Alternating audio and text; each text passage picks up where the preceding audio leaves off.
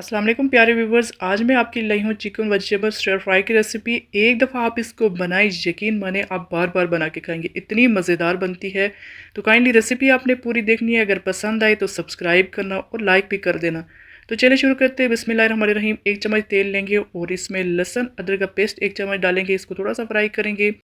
अब इसमें boneless chicken डालेंगे, इस तरह छोटा छोटा काट के इसको भी फ्राई करना है। लहसुन अदरक के साथ थोड़ा सा पानी डाल देंगे, अच्छे से पक जाएगा। नमक डालेंगे और काली मिर्च पाउडर डालेंगे, अच्छा जायका आएगा इससे।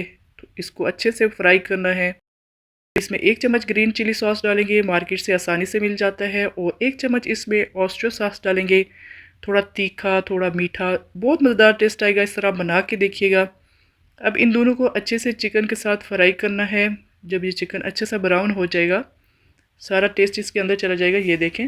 अब इसको निकाल लेते हैं। 1 चम्मच तेल लेंगे और इसमें लहसुन अदरक इस तरह काट के डालेंगे इसमें।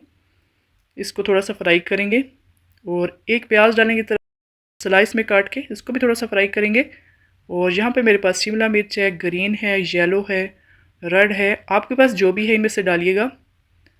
और बहुत मज़ेदार टेस्ट आता है इन सब्जियों का। अब इसको तेज़ आंच पे फ्राई करना है। और 1 चम्मच इसमें ऑस्ट्रो सॉस डालेंगे, इससे मज़ेदार जायका आता है। 1 चम्मच सोया सॉस डालेंगे और इसको अच्छे से फ्राई करना है। इस सब्ज़ी को बहुत ज़्यादा पकाना नहीं है। थोड़ा सा नमक डालेंगे, नमक अपने हिसाब से रखना है। और 1 चम्मच इसमें काली मिर्च पाउडर डालेंगे, फ्राई करेंगे इनको। 2-3 मिनट इनको फ्राई करना है। और जो चिकन हमने फ्राई किया था वो इसमें डालेंगे। 1 चम्मच इसमें बारबेक्यू सॉस डालेंगे, ये मार्केट से आसानी से मिल जाता है। आप एक दफ़ा इस तरह बना के देखिएगा, यकीन माने जो भी खाएगा तारीफ़ करेगा, इतना मज़ेदार बनता है। तो एक दफ़ा आपने रेसिपी ज़रूर ट्राई करनी है और पसंद आए तो मेरे चैनल को सब्सक्राइब करना। ये देखिए इतनी मज़ेदार है, जल्दी बन जाती है। और अगर आपके घर में कोई दावत है, पार्टी है, तो इस तरह की नई डिश आप बनाएं चावलों के साथ, या ऐसे ही आप इसको लें, बहुत मज़ेदार है। ज़रूर ट्राई कीजिएगा।